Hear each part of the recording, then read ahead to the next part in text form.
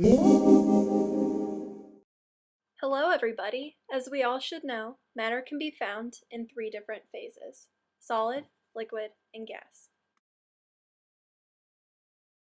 Being a molecule, I've existed in each of these three states. Just the other day, my friends and I were hyper and literally bouncing off the walls in our gaseous state. A cool breeze from an open window suddenly lowered the temperature in the room. We quickly began losing our energy and started to condense.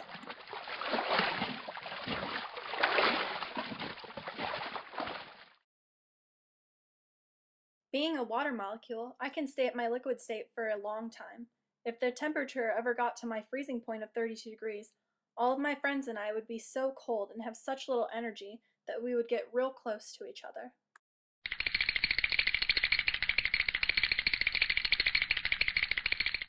In our case, we would call this solid state of matter ice. Mr. Apthorpe has an experiment where he will show what happens when a cloud is formed.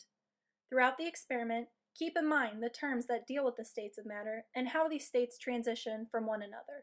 For example, evaporation and condensation. In the experiment, we're going to use a clear plastic bottle, a rubber stopper or cork with a hole on both sides, a standard book of matches, a black binder to use as our background, and lastly, a black pump that we'll use later on to add pressure to our atmosphere. In order to create a pressurized environment, the first thing that we'll need to do is to make sure that there's a good seal between the plastic bottle and the rubber stopper. Once we know that this seal is tight, we can go ahead and get started with the experiment. The first thing we'll do is add some water to the bottle.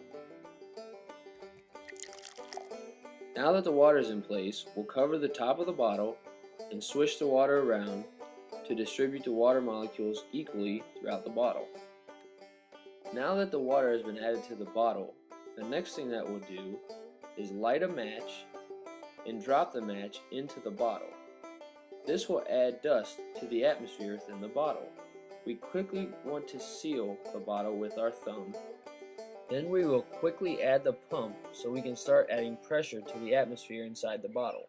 By pumping air into the bottle, we're increasing the pressure, which makes the energy of the molecules inside greater.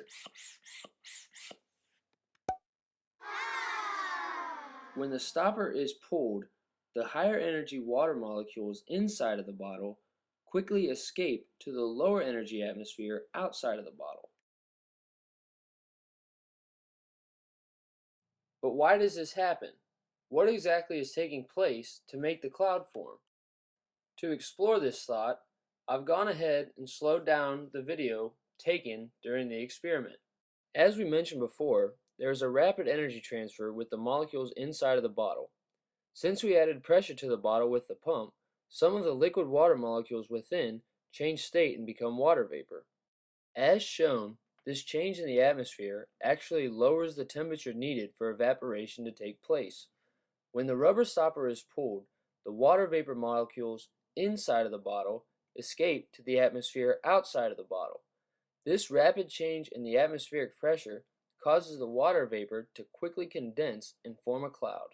Therefore, we can conclude that clouds are nothing more than millions of water molecules that have condensed in the upper atmosphere, just like the cloud we made in the bottle. Thanks, Mr. Apthorpe, for having me today. And for all of you out there watching, make sure to keep in mind that what we've learned and gone over today doesn't only pertain to us water molecules, but to molecules of all kinds. So the next time you have a glass of water or slip on the ice, think of me. I'm always around. It just depends on what state I'm in.